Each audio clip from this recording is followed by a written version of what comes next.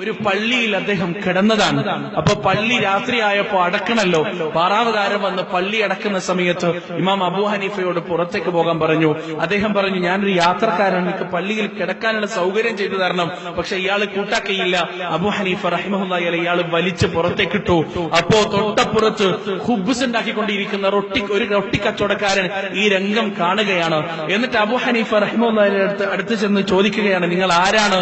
ഞാനൊരു യാത്രക്കാരനാണ്. നിങ്ങൾക്ക് വിരോധമില്ലെങ്കിൽ ഇന്നൊരു ദിവസം എന്റെ വീട്ടിൽ തങ്ങാം, നാളെ നിങ്ങൾക്ക് യാത്രയാകാം എന്ന് ആ റൊട്ടി കച്ചവടക്കാരൻ അബൂ ഹനീഫ റഹിമഹുല്ലാഹയോട് പറയുകയും അദ്ദേഹം ആ ഓഫർ സ്വീകരിക്കുകയും ചെയ്തു. എന്നിട്ട് ഈ റൊട്ടി കച്ചവടക്കാരന്റെ വീട്ടിലേക്ക് ചെന്നു. അബൂ ഹനീഫ റഹിമഹുല്ലാ ഇദ്ദേഹത്തിന്റെ ഒരു പ്രത്യേകം ശ്രദ്ധിച്ചു. ഇദ്ദേഹം ഓരോ അനക്കത്തിലും ഓരോ ചലനത്തിലും അസ്തഗ്ഫിറുല്ലാഹ് അസ്തഗ്ഫിറുല്ലാഹ് അസ്തഗ്ഫിറുല്ലാഹ് എന്ന് പറഞ്ഞുകൊണ്ടിരിക്കുകയാണ്. ഓരോ ചലനത്തിലും അസ്തഗ്ഫിറുല്ലാഹ് പറയാണ്. അങ്ങനെ ഇമാം അബൂ ഹനീഫ ഇദ്ദേഹത്തോട് ചോദിച്ചു, അല്ല, നിങ്ങൾ എന്തിനാണ് ഇടക്കിടക്ക് അസ്തഗ്ഫിറുല്ലാഹ് അസ്തഗ്ഫിറുല്ലാഹ് അസ്തഗ്ഫിറുല്ലാഹ് എന്ന് പറഞ്ഞുകൊണ്ടേയിരിക്കുന്നത്? ഇദ്ദേഹം ഈ റൊട്ടി കച്ചവടക്കാരൻ ഇദ്ദേഹത്തോട് മറുപടി പറഞ്ഞു, ഞാൻ ഈ ഇസ്തിഗ്ഫാർ ജീവിതത്തിൽ ശീലമാക്കുന്നത് കൊണ്ട് എന്റെ ജീവിതത്തിൽ നടക്കാതെ പോയ ഒരു ആഗ്രഹവുമില്ല. ഞാൻ ആഗ്രഹിച്ച കാര്യങ്ങളൊക്കെ അല്ലാഹു സുബ്ഹാനഹു വ തആല എനിക്ക് നടത്തി തന്നിട്ടുണ്ട്. ഒരൊറ്റ ആഗ്രഹം മാത്രമേ ഇനി ബാക്കിയുള്ളൂ. അബൂ ഹനീഫ റഹിമഹുല്ലാഹ് ചോദിച്ചു, എന്താണ് ആഗ്രഹം, നിങ്ങൾക്ക് നടക്കാതെ പോയ ആഗ്രഹം?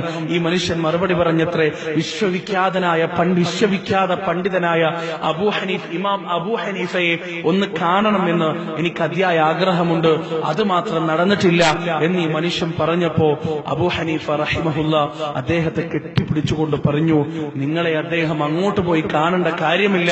അല്ലാഹു സുബ്ഹാനഹു വ തആല ആ പണ്ഡിതനെ നിങ്ങളുടെ വീട്ടിലേക്ക് കൊണ്ടുവന്നെത്തിച്ചിട്ടുണ്ടോ എന്ന് ഇമാം അബൂ ഹനീഫ റഹിമഹുല്ലാഹ് മറുപടി പറഞ്ഞത്രേ. സഹോദരങ്ങളെ, നമ്മുടെ ജീവിതത്തിൽ അല്ലാഹു സുബ്ഹാനഹു വ തആല നമ്മുടെ കൂടെ ഉണ്ടാകും. എങ്ങനെയാണെങ്കിൽ എല്ലാ സമയത്തും ഇസ്തിഗ്ഫാറിന്റെ ധ്വനികൾ നമ്മുടെ നാവിലുണ്ടായിരിക്കണം. എപ്പോഴും അദ്കാർ ചെയ്തുകൊണ്ടേയിരിക്കണം. അല്ലാഹുവിനെ ഓർമ്മിച്ചുകൊണ്ടേയിരിക്കണം. ഒരു പണിയില്ലല്ലോ. ബസ്സിൽ പോകുന്ന സമയത്ത്, വാഹനത്തിൽ സഞ്ചരിക്കുന്ന സമയത്ത്, ഇന്നിതാ പരിപാടി കഴിഞ്ഞ് വീട്ടിലേക്ക് പോകുന്ന സമയത്ത് സുബ്ഹാനല്ലാഹി വബിഹംദിഹി സുബ്ഹാനല്ലാഹിൽ അലീം സുബ്ഹാനല്ലാഹി വൽഹംദുലില്ലാഹി വലാ ഇലാഹ ഇല്ലല്ലാഹു അല്ലാഹു അക്ബർ വലാ ഹൗല വലാ ഖുവത ഇല്ലാ ബില്ലാഹി. ഒരു പണിയില്ലല്ലോ. വെറുതെ സിനിമാ പാട്ട് പാടുന്നതിന് പകരം, മാപ്പിള പാട്ട് പാടുന്നതിന് പകരം ഈ അദ്കാറുകൾ വർദ്ധിപ്പിച്ചു നോക്ക്. നമുക്കൊരു പ്രതിസന്ധി ഉണ്ടായി നാം അള്ളാഹുവിനെ വിളിക്കുമ്പോ ആ സ്പോട്ടിൽ നമുക്ക് ഉത്തരം ലഭിക്കും. അള്ളാഹുമായി എപ്പോഴും ഒരു കണക്ഷൻ ഉണ്ടാകും. ഇനി അദ്കാറുകൾ മുറിഞ്ഞു പോയാൽ, നാം നമ്മുടെ മനസ്സിൽ നിന്ന് മറന്നുപോയാൽ, ഓർമ്മ വരുന്ന സമയത്ത് അസ്തഗ്ഫിറുല്ലാഹ് അസ്തഗ്ഫിറുല്ലാഹ് അസ്തഗ്ഫിറുല്ലാഹ് എന്ന ഇസ്തിഗ്ഫാർ പുതുക്കി വീണ്ടും അത് തുടങ്ങുക. അങ്ങനെയുള്ള ഒരു ശീലം നമ്മുടെ ജീവിതത്തിൽ ഉണ്ടാകട്ടെ. അല്ലാഹു സുബ്ഹാനഹു വ തആല അവനുമായുള്ള ബന്ധം ഇടമുറിയാതെ സൂക്ഷിക്കുന്ന ഭാഗ്യവാന്മാരിൽ നമ്മെ ഏവരെയും ഉൾപ്പെടുത്തുമാറാകട്ടെ.